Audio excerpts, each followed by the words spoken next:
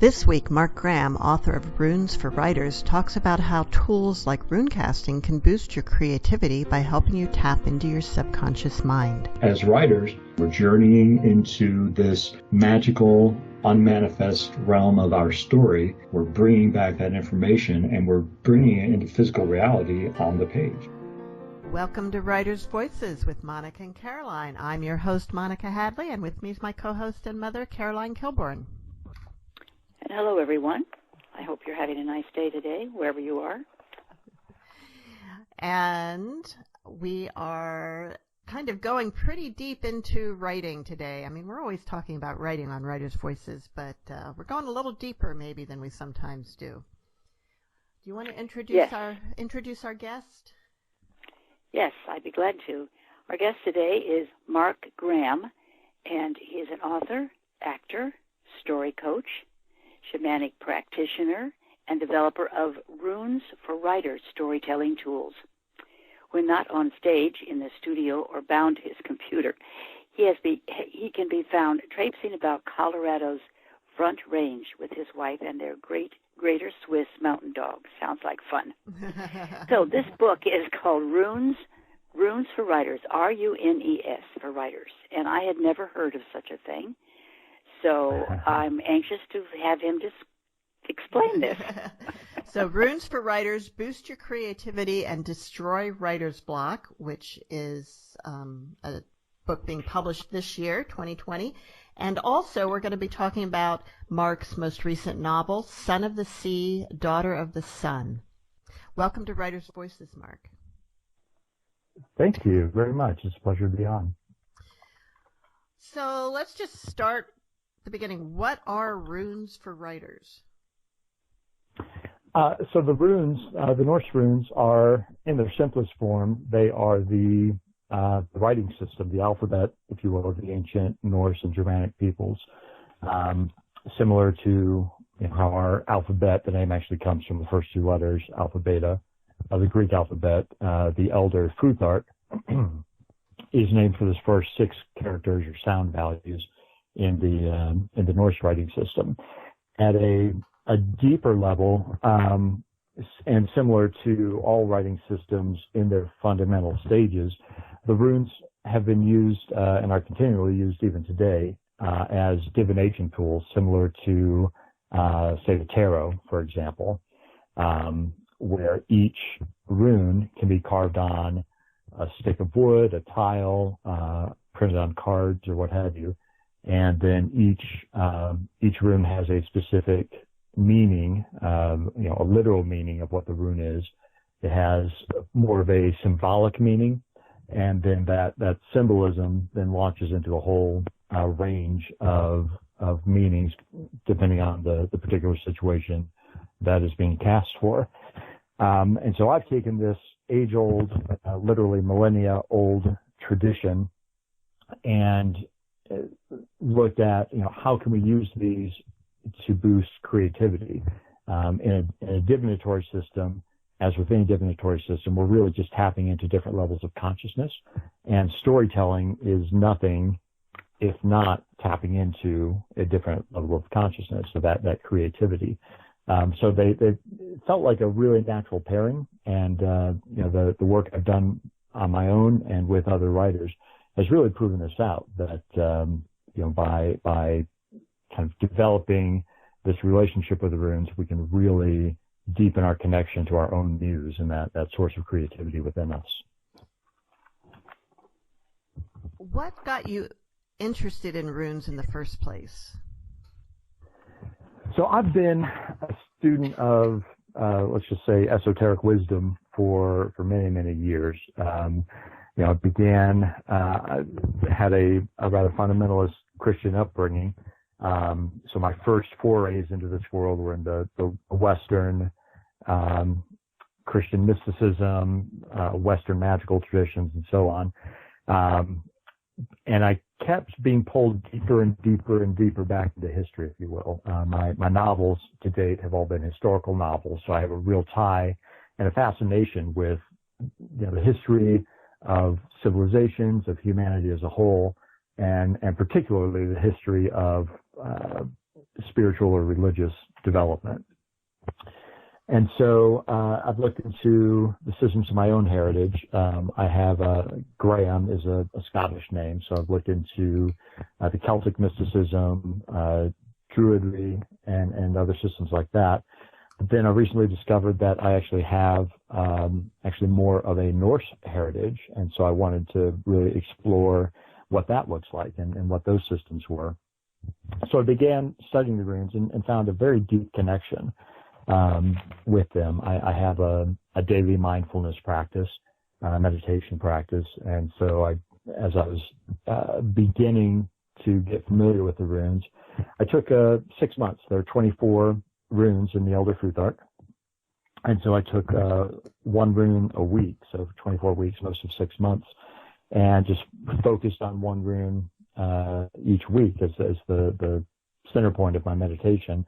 And through around the midpoint of that process, this notion of using the runes as a creativity tool just kind of sprang into my mind and almost fully developed. And within just a few weeks, I had really dived into that, explored it, and more or less pulled together this system as we have it now.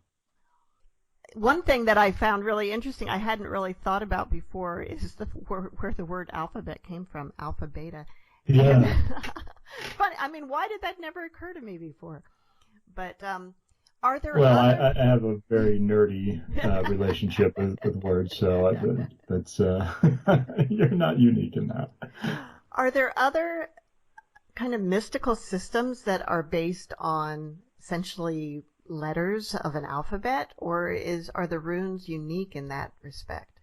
I think, I don't know, I suspect, I couldn't say for sure, but I would suspect that some of the East Asian writing systems, probably Egyptian hieroglyphs as well, had a longer running connection. You know, it's interesting, writing was seen as magic when it first came out, and when someone would spell a word, they were literally casting a spell to the minds of the kind of unschooled people around them. And so they have a really long, whether it's truly a magical, mystical system or whether, you know, the people who didn't know what to make of these characters simply saw it that way as some kind of magic, but these scribes had to communicate thoughts across distances to complete strangers.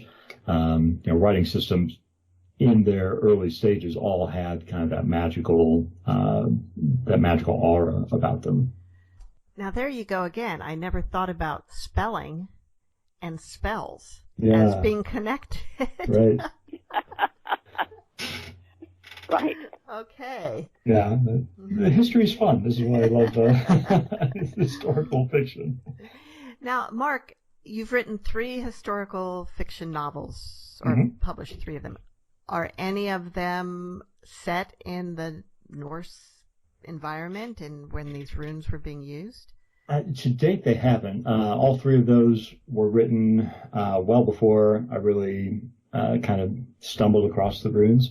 I do have at least one novel. I have several novels actually that would tie into that Celtic heritage.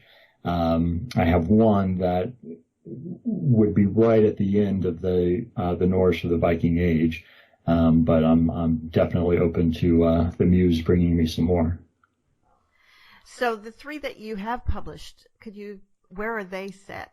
In what time and what part of the world? Sure. So they're kind of all over the place. I've generally, I write the story that comes to me, not necessarily playing to the market per se. But the first novel, Of Ashes and Dust, is set in and around the American Civil War era, the Civil War, and then later in the building of the Transcontinental Railroad. My second novel is Song of Songs, a novel of the Queen of Sheba.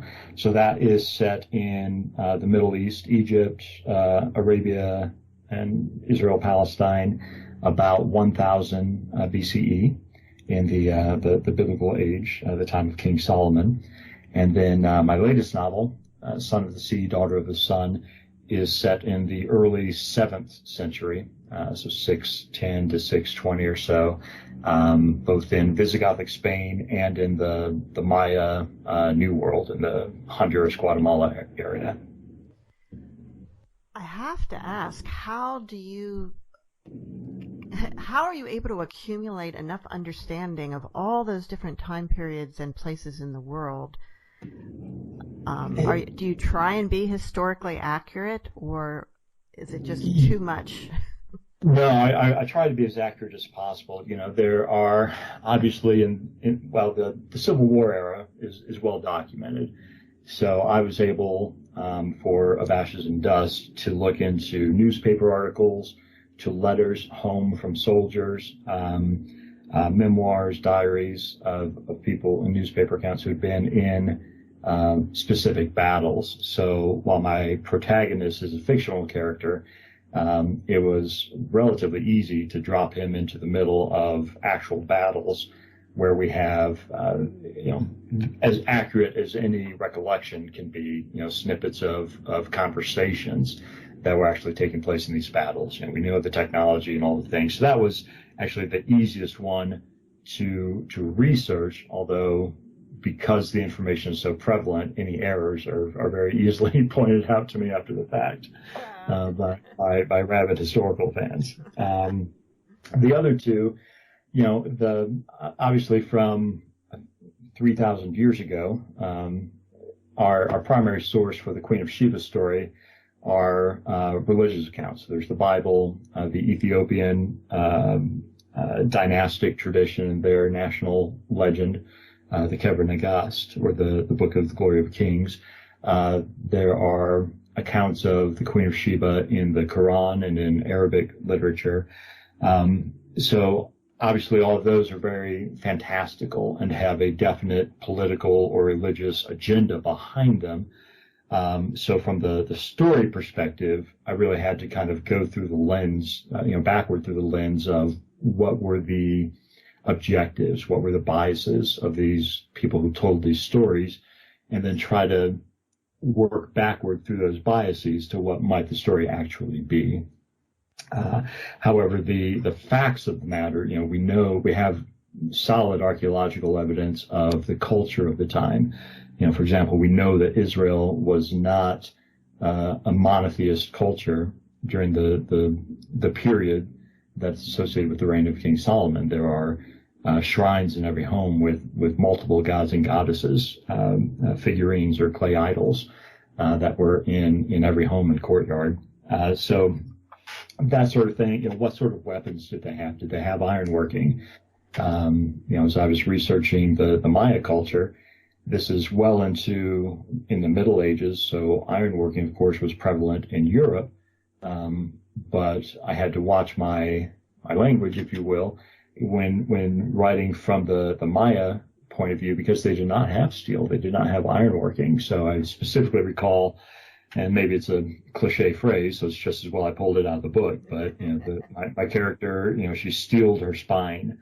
And they didn't have steel, so she couldn't do that. So in that regard, I try to be as accurate as possible and not have obvious anachronisms. But where I'm looking at characterization, relationships among people, and so on, I think humans, while our technology, our society, the tools we use have evolved over the millennia, I think the way we, on a fundamental level, relate to one another is very similar to what we have today. Now, in Son of the Sea, Daughter of the Sun, there's certainly an element of mysticism or fantasy in some sense. Is that true of your other books as well? To a degree, yes. In the other books, it can be couched. You could almost get away, well, he was just dreaming, or he had a hallucination or a waking vision or something of that nature. But yes, in Son of the Sea, Daughter of the Sun, I definitely go to take a greater leap of the imagination into mysticism, almost, as you said, fantastical elements of the story. And that kind of reflects my worldview. I think technology has replaced what the function that magic once served for us. As I go into in the neuroscience and the new physics that I go into in Runes for Writers, there are multiple levels of consciousness that we work on. We're mostly grounded in the ordinary consciousness that we, how we experience the world, interact with other people, with the environment around us. But we have access to far deeper and more universal levels of consciousness. And I think in ancient times, when technology was not so prevalent, when we weren't so bound to the intellect and to the ordinary consciousness, I think we had a greater access to those other levels of consciousness that, looking back on them from our modern perspective, we see as more mystical and magical. You're listening to Writers' Voices with Monica and Caroline, and our guest today is Marc Graham, author of Son of the Sea, Daughter of the Sun, and also Runes for Writers, Boost Your Creativity and Destroy Writer's Block. So, Mom, when you were looking at Runes for Writers, I know that you mentioned that the discussions of consciousness was something that that appealed to you. Yes, I really, the runes thing was a little bit beyond my intelligence, but the consciousness and subconscious and unconscious voices that we are, related to was very interesting to me. And could you explain that a little bit, how they work together? Sure. So we are multi-dimensional beings, if you want to put it this way. And I go back to and this is not something new. This is not a new age invention. If you look at Plato, Plato described the realm of ideas, or the realm of ideals, which was a non-physical realm or a plane where, let's say, the idea of an oak tree existed, it simply as an idea, as a symbol. And then when we in the physical realm look at an oak tree, we're really looking at that idea, let's say, just poking through the veil of our sensory reality, accreting physical material around it until it looks more or less like that ideal oak tree. And that happens millions and millions of times across thousands and thousands of species, plant, animal, mineral, what have you.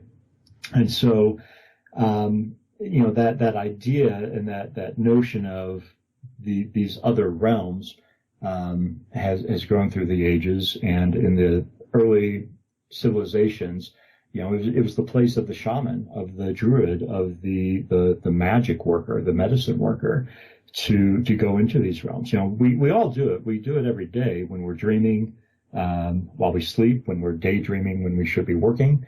As writers, when we tap into that story idea, the shamans used to go on, they call them shamanic journeys. And they would use the drums. Sometimes they would use botanical aids to enter these altered states of consciousness, where they would look for solutions to problems. Where are the game? Why is this person ill? Things like that. But as writers, we are also tapping into, we're doing exactly the same thing. We're journeying into this magical, unmanifest realm of our story. We're bringing back that information, and we're bringing it into physical reality on the page. So it's, and that may be, I won't say a discovery or an invention, but that realization that, writers are modern shamans. We are the magic workers, the dream walkers, the journeyers into these other realms of consciousness, and the world builders, the bridge builders between, let's say, the ordinary humanity and this dreamscape where the muses live. And of course, when you're reading and you get caught up into an alternative world, it's like you really do travel and see and experience something.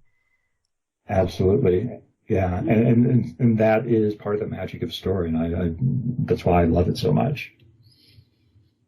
And you said that when you create, you're reaching into your unconscious mind, Mm-hmm. then your subconscious brings that idea to the forefront, and then Mm-hmm. your conscious mind works on it. So Right. It's really interesting. It really is. Yeah, and we have, and those are, and I really simplified it, really so that I could grasp it well enough to try to explain it to others. We operate as human beings on at least 9 levels of consciousness. Those are the unconscious, subconscious, and ordinary consciousness are the most obvious players in the storyteller's toolbox.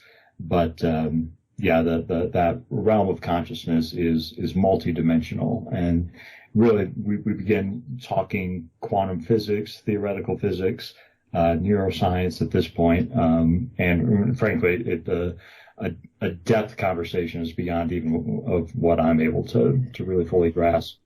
And how do you connect all that to the runes? Runes are a mnemonic device, if you will. What we're really trying to do, and it can be done numerous ways. I won't say that the runes are holding a specific or magical value unique in anything else, whether it's the runes, tarot cards, some people will use lucid dreaming for all this, but they all serve the same purpose, and that's to allow really to, one, distract the ordinary consciousness so that, for shorthand, I'll call it the left brain.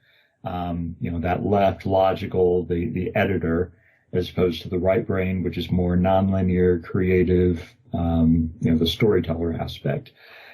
So when we're struggling with the creative process, usually it's because the left brain is trying to ground everything in the ordinary world, in our outer world of the senses, of physical reality.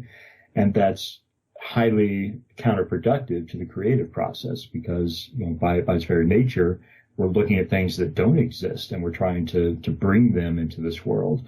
And the left brain will have none of it. It just doesn't play that game.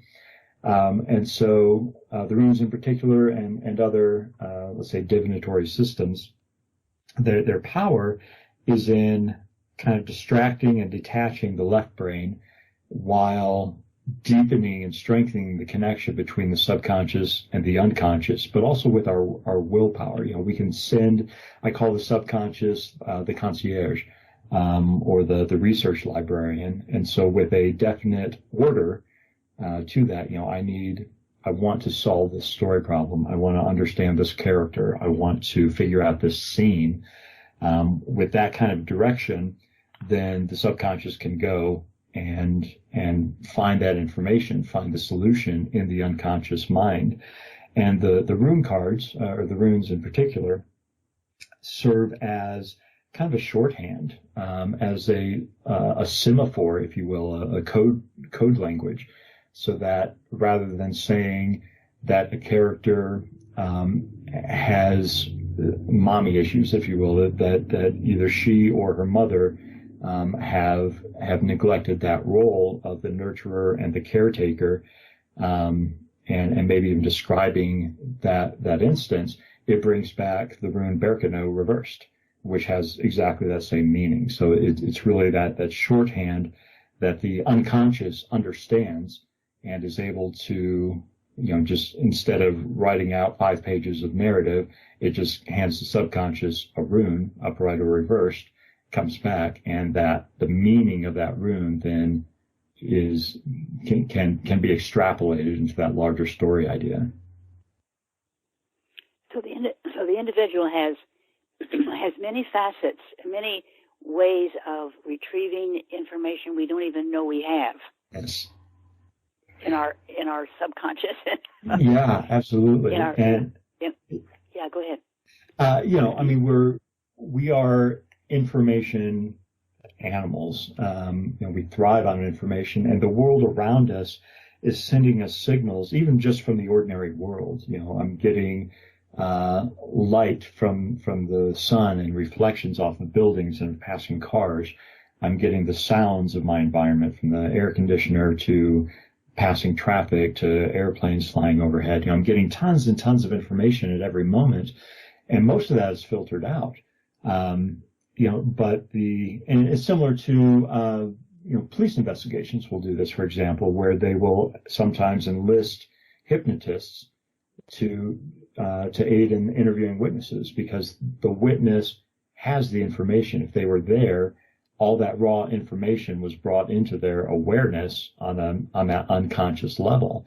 And through hypnotism, for example, they can more easily access that information and bring out, the face of a suspect, or the direction the car was moving, or the license plate tag, things of that nature that the ordinary conscious is not aware of, but that information has been received and tucked away. And in that altered state of consciousness, that it can be brought back up and brought into the ordinary reality. Well, it's like our guest a couple of weeks ago, Christina Adams, author of Camel Crazy, said intuition is really just pattern recognition. Mm-hmm. That you have all this information stored that you're not even aware that you have, and your intuition is putting it together and bringing it up to the conscious level. Yeah, I think that's brilliant. Yeah. So, do you want to read a little bit from Runes for Writers to give people more of a flavor of what you're talking about?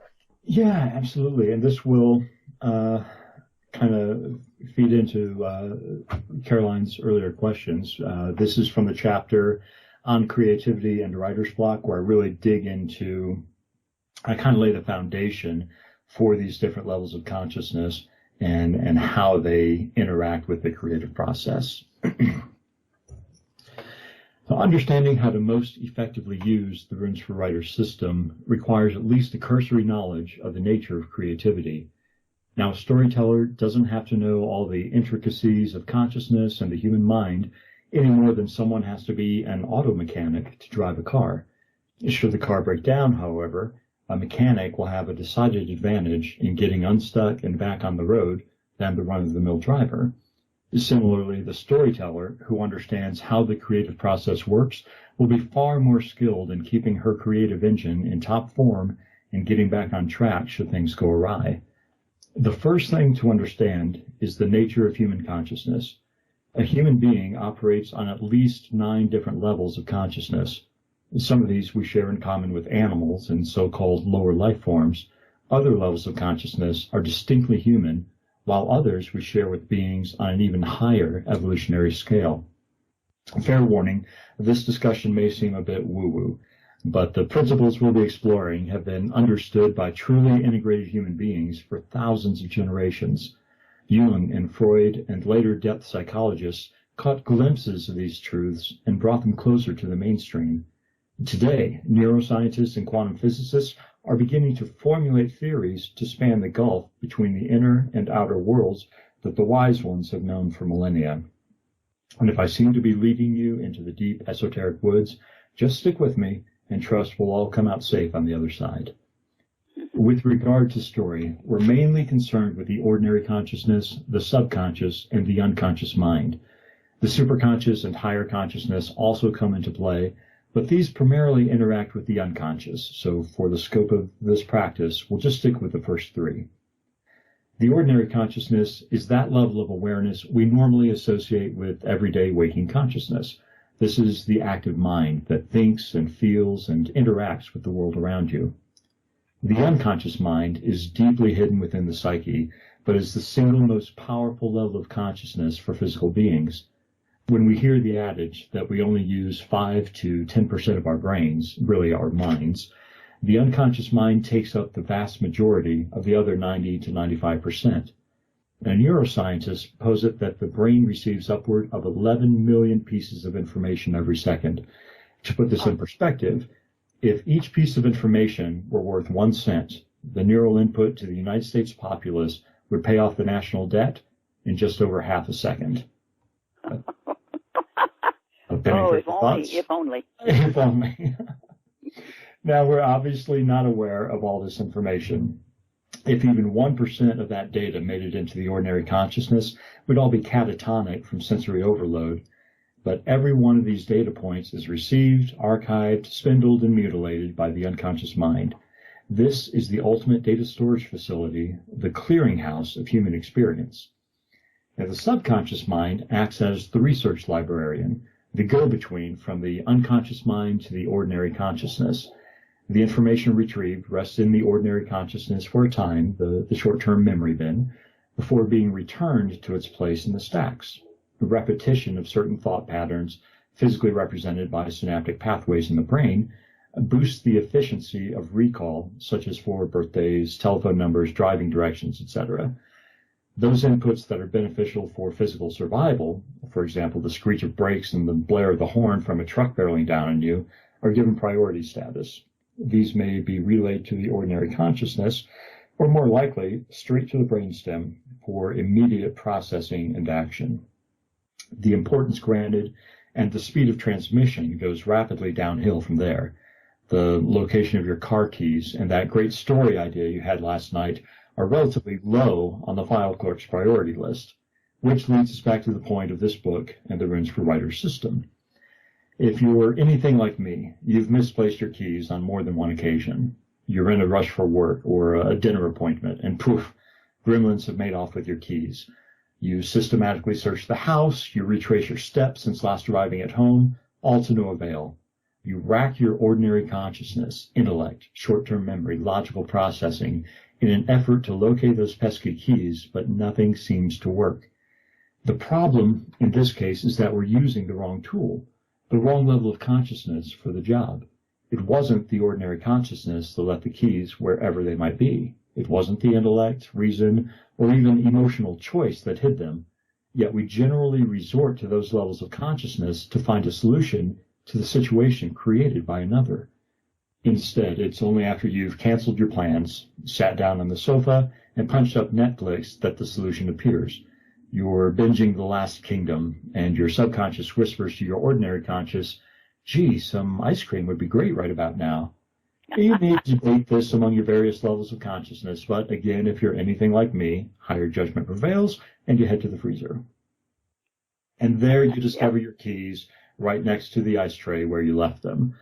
Now, the point here is that it wasn't the ordinary consciousness that chose to deposit the keys along with the Aldens.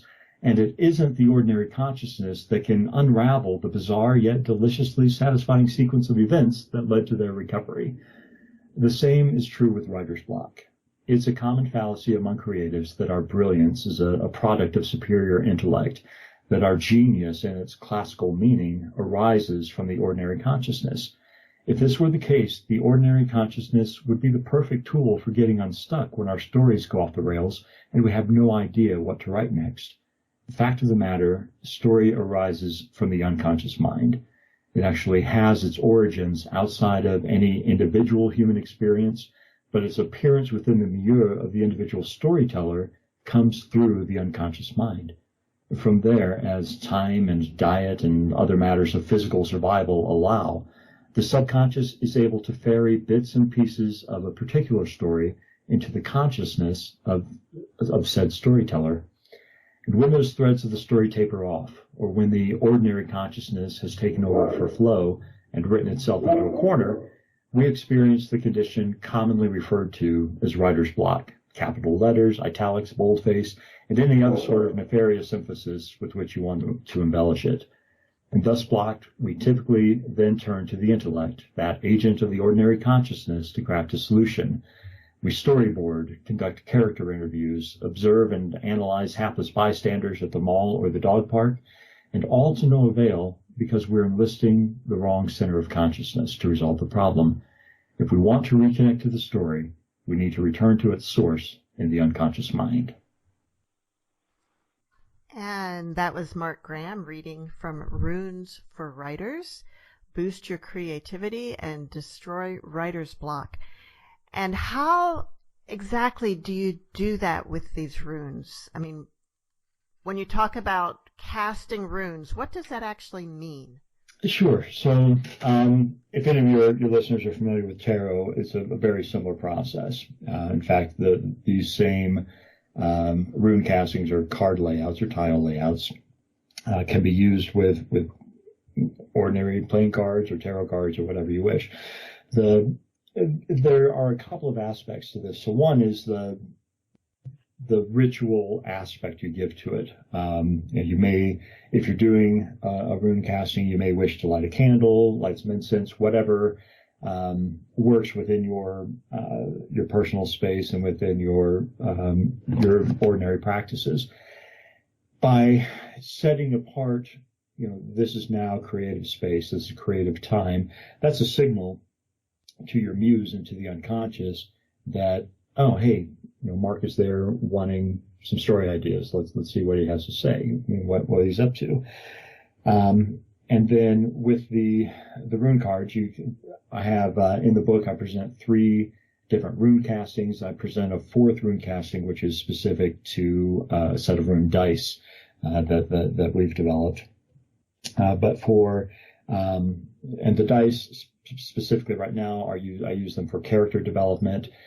Depending on the complexity of your story problem, we have what I call the Web of Weird rune casting, which is 4 cards for really for scene level, what should happen next, or how do I get out of this corner.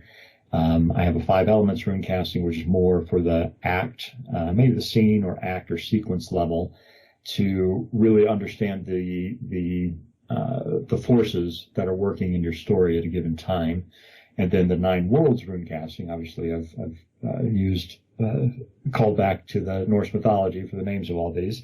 But the 9 worlds rune casting can really be used to outline, I've used it to outline an entire story. And in psychology terms, really what we're doing with the rune casting, so we're just really creating a framework. I spoke of that notion of the oak tree in Plato's realm of ideas, and that the idea simply grows upon a physical matrix. So we're establishing that physical matrix in our world for these ideas from the unconscious mind to come and take root and settle into the appropriate spots that we've created for them. And so we send that intention out with our subconscious. We're distracting the left brain. As we flip the cards over, the left brain is trying to name them, to identify their pattern, to remember their literal meaning and all these other things. So it's doing what it likes to do. It's categorizing, it's putting into boxes, it's making lists and spreadsheets and all that fun stuff. While the right brain is tuning into the subconscious, which is now going, okay, what is my inciting incident? What are the forces of antagonism in the story? What is the deep, dark moment? And it's bringing back these pieces from the unconscious, dropping them into their slots so that the writer then can really begin brainstorming on, what does it mean that the force of antagonism is, for example, the bad shaman or the failed protector.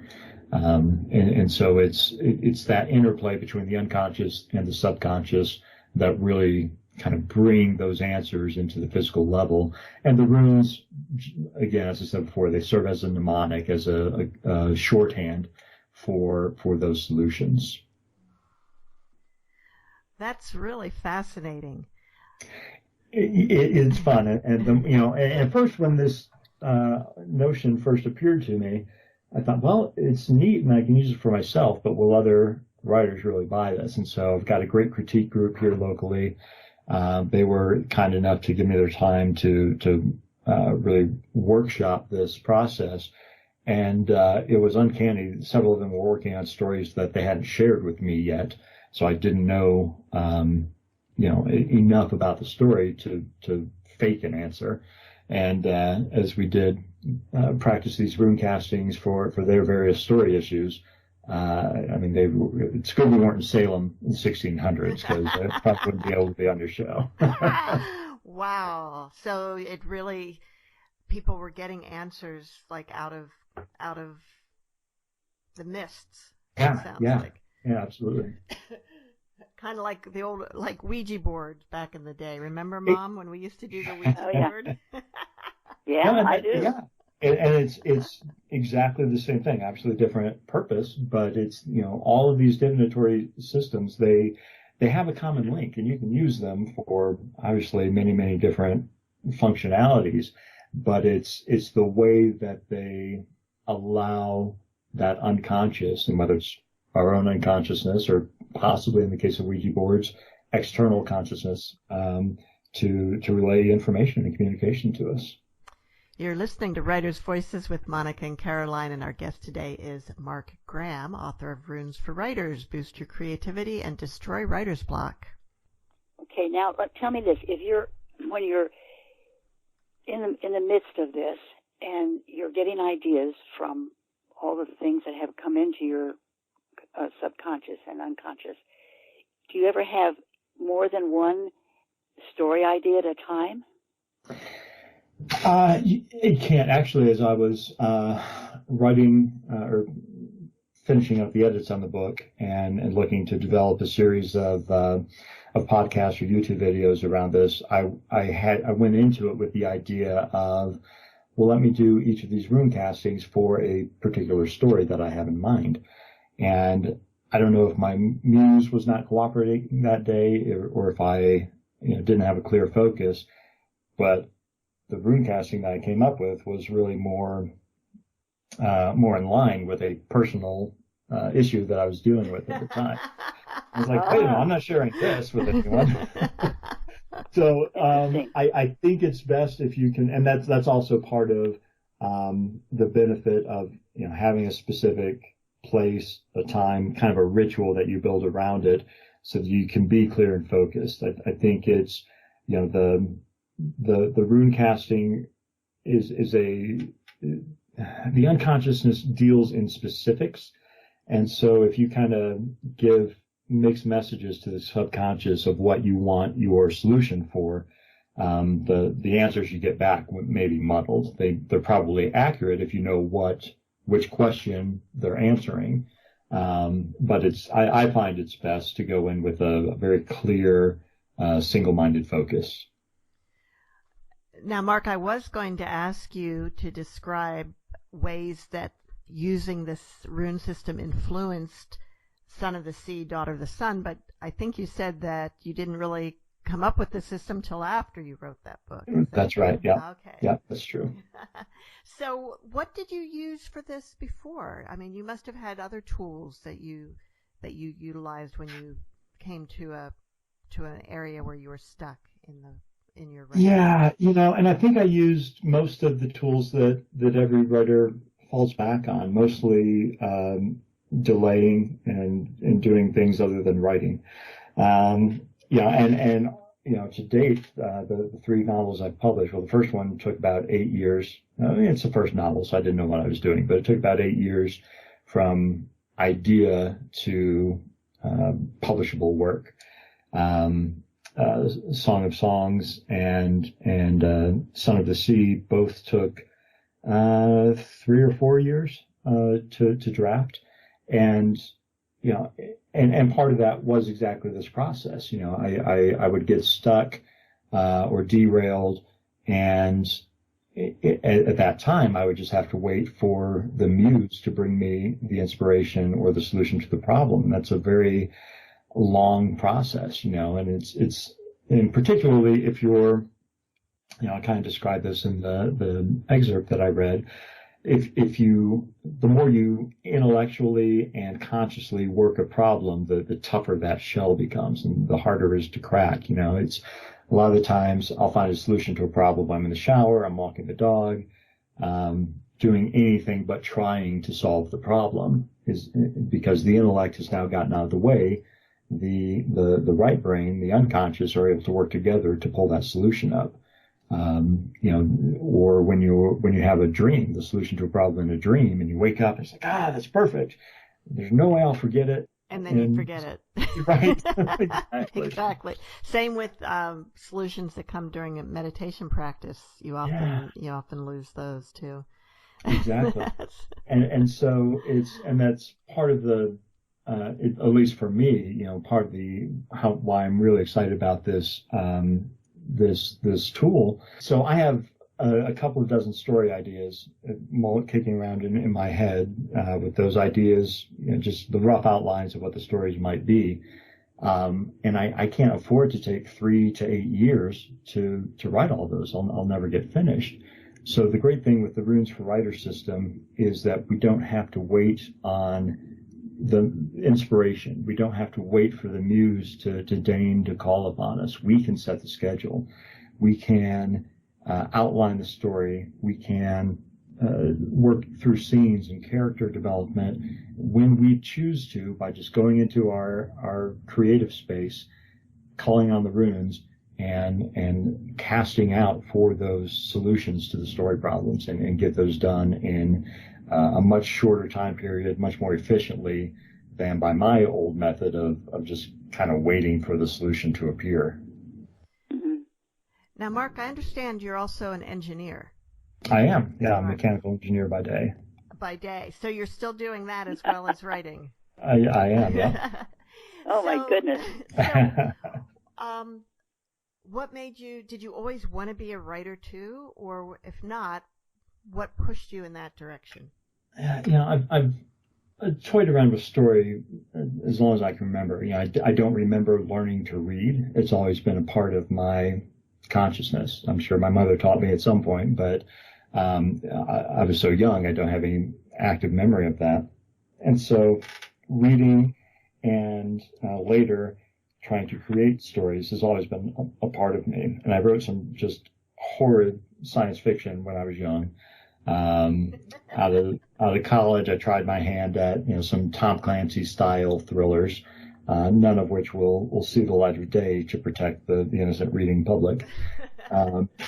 But when I got the idea for Of Ashes and Dust, that was a story idea that just captured my soul and would not let me go until I'd finished that story. And when I finished that and began getting some very positive feedback from professional circles, I knew that that there was something there. And I have a firm conviction that obviously with all this notion of creativity, story exists outside of us. And if the muse deigns to whisper in our ear, tap on our shoulder, and bring us a particular story, that's a sacred calling. It's a vocation in the religious sense. And it's, of course we can refuse the call as in any great heroic adventure.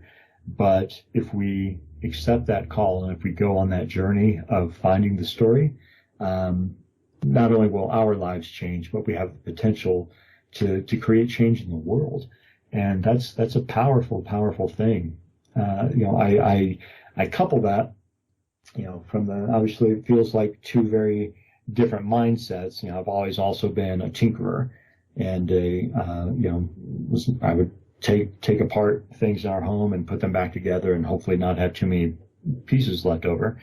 And as I went into my formal training and more in my professional practice, engineering is really about problem solving. It's about studying a system, understanding its moving parts, and finding a way to make them work more efficiently. And I think I really bring that, the Runes for Writers system really is the combination of those two worlds. It's a mechanical and engineering analysis of story, and creativity. How do they work? What are the moving parts? And the runes are the system of how do we make them work better and more efficiently and serve our needs, our requirements in a better way. I think my husband was an engineer. He used to call that critical path. Yeah, sure. So I'm curious about Of Ashes and Dust, which was your first novel that you published, and that was based that had a Civil War story. You said that idea just grabbed you. What was the kind of base idea of that novel, and where did it come from? So we were living in Richmond, Virginia at the time, the capital of the Confederacy. Not at the time, it was the capital. But a friend of mine was studying to be, and this really factors into a lot of my spiritual path as well. At the time, I was very much a straight-laced engineer, but a friend of mine was studying to become a regression hypnosis therapist, where through hypnosis, she would take people back through past life encounters to help them understand, their present world, present day circumstances, and to kind of work through those. While I didn't put much stock in that, the notion at the time, she was a friend, she needed X number of practice hours, so sure, I'll be happy to help you out. And in that hour-long session, I encountered this man called Jim Robbins, and with 4 very distinct episodes from his life, which really formed the foundation for what became Of Ashes and Dust. Those scenes are in the book almost as I envisioned them in that initial setting. But that was, an awakening to me that I think part of the reason those early attempts at writing, at storytelling, were so bad was because I was doing it from an analytical standpoint, an analytical perspective. And with Of Ashes and Dust, when that story came to me, I realized the story was live. It wasn't something that I was cobbling together. I was, you were reporting it. Yeah, pretty much. I mean, I was witnessing it, and bringing those events into a page, filling in details around them, taking ideas and giving them shape and form in word and literary structure. But, the idea wasn't, it wasn't me trying to make stuff up. And whether that comes from, I haven't found documentary evidence that Jim Robbins ever existed, so I can't confirm or deny the experience, but at the very least, I was in a state, a slightly altered state of consciousness where I was open to that creative flow, and the notion of that story was able to really just envelop me. Well, you talked about using Civil War letters as a resource, and we have a trove of Civil War letters from a distant relative that, Mom, do you want to talk about that a little bit? Well, yeah, I didn't know this person or anything, but it was interesting to read them, and the way that, that they wrote. Did he write in pencil or was it in pen? I forget. It was in pen, but it was pretty faded after all this time. But they're so eloquent, and they're also a little hard to read because the handwriting's has a lot of flourishes, and also he was sometimes trying to squeeze words into the page and ran out of room. But this gentleman he wrote one of the letters. He was on a hospital ship in the Bay of Vicksburg during the Battle of Vicksburg. There's another letter that he writes. He was from Iowa, which is where we are, and he's writing about marching through Missouri, and that they would, whenever they'd come across a slave, a black man, I think it was primarily men, they would say, "Oh, fall in, well, you can come with us," and that a lot of them, or that some of them would say, "Oh, I daren't do that," but some of them came. But then when they got back to the Union Army grounds, they weren't allowed to bring them behind the lines and bring them into the camp, and so they collected money and gave them directions north and sent them on their way. Oh, yeah. That's huge. Yeah, I know. Monica, you should write a book about that. I've been wanting to. It's on my list. It's definitely on my list. It's so inspiring. So, Mark, how did you find your publisher then for Of Ashes and Dust? So the novel had been in my drawer for actually several years. When I'd completed, when I first thought I had completed the novel, again, it was my first endeavor into long form storytelling, had this gorgeous piece of work that was, epic storytelling and creative time twists and 160,000 words long, and I had no idea it was totally unpublishable. So once I learned that, I went back to the drawing board, rewrote it, cut out half the verbiage, put it in more of a linear story form, and began winning awards from it. So I then understood what it took to be a commercial storyteller. But even then, historical fiction is a tough market. And after, several, at least a couple hundred rejections from agents, tucked it away in the drawer, started on the next story. And then several years ago, we were at a writers conference here in Denver with Rocky Mountain fiction writers.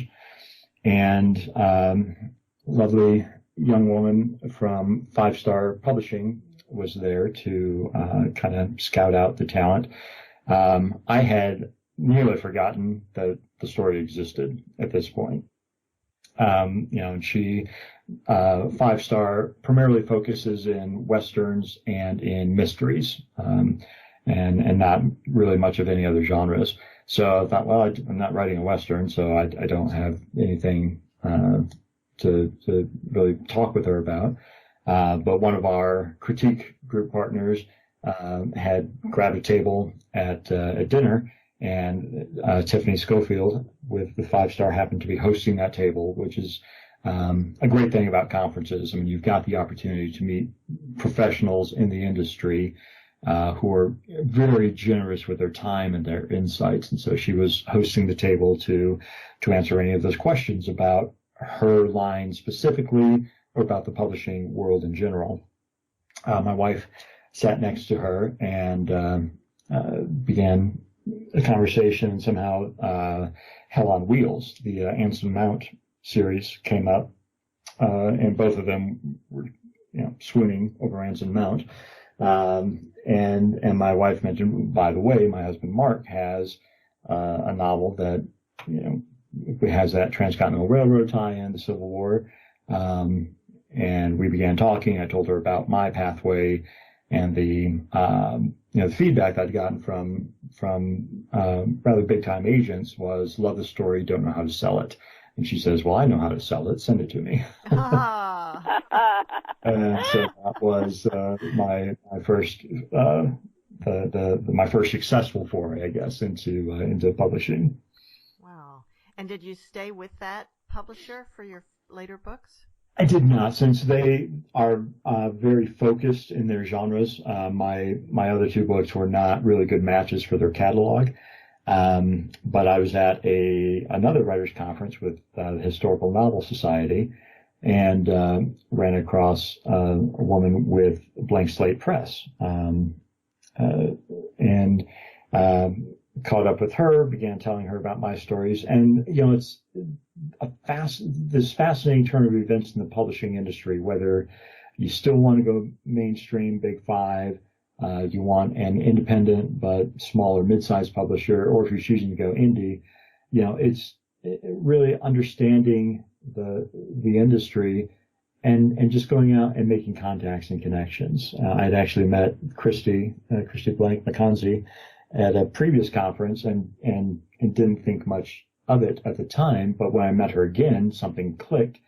And so I asked her if I could buy her a drink and pick her brain about the industry. And by the time we were done, she had requested both of my then manuscripts, which have now become Song of Songs and Son of the Sea, Daughter of the Sun, which both came out last year. Well, congratulations. And I think we're about out of time. So okay. It's been a great pleasure having you with us today. It's been my pleasure. I really appreciate your having me on. Mom, do you have some closing words? Yes, this is actually a quote from the book. He says, "Story has the power to transform lives and shape our world. The world needs your story and your unique way of presenting it. Story has chosen you to share the laughter, the inspiration, the enjoyment, and the message that only you can give. Go forth and be glorious." Thank you. And see you all next week on Writers' Voices. Bye-bye. you.